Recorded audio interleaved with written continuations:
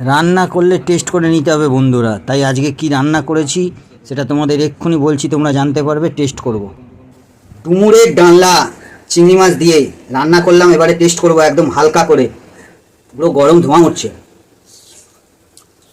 আহ হুম হুম হুম অসাধারণ, ভাড়াভাড়ি টেস্ট হচ্ছে, একদম অসাধারণ টেস্ট।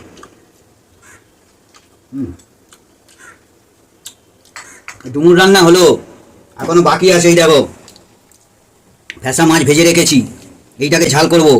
এইটা একটুখানি টেস্ট করে দেখি। ভেসা মাছ ভাজা, এইটাকে ঝাল করব।